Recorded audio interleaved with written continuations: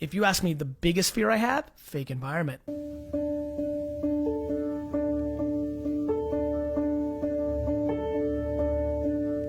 What it really means is what happens when somebody's entitled. What happens the reverse of fuck you, dad? When your parents are actually too good.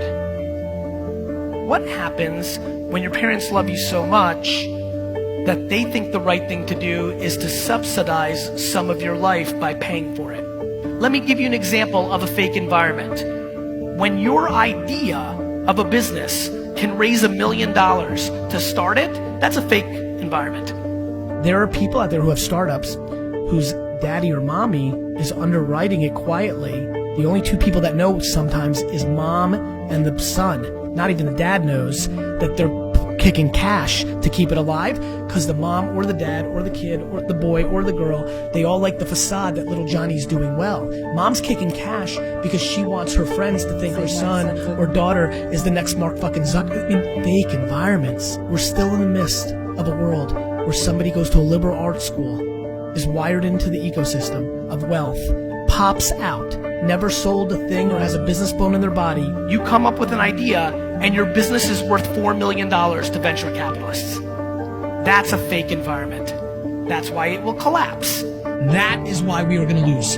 Yeah, we just 7-year-olds that come in last place in a sack race, and everybody's fucking throwing them on the shoulders and throwing a popcorn party. And I'm like, that fucker lost. And by the way, when you go in the real world, like, nobody's doing that for you. But your mommy threw you up in the air because you came in 8th place, and you think that's the way it is.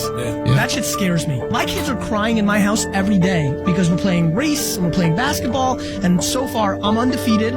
So far nobody's scored a fucking basket in my house besides me. And people are walking around really sad. And they're gonna be happy when they're 30, though. Okay. This is why I'm petrified of fucking 8th place trophies.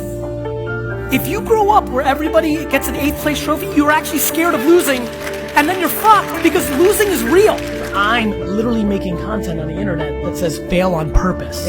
You know, kids complain like, my parents fucked me up, but then don't take the money. If you are mad at your parents for creating entitlement, but you're taking the cash because you want to go on the cruise with your buddies to fucking Ibiza, you're bad. I'm in the corner of the truth. I have kids walk in my room all the time. They're like, I'm so hungry, I'm so this and that. And I'm like, well, go live with 4 friends in a studio apartment, sleep on the floor, be hungry. Whoa. You're not as hungry as you think you are.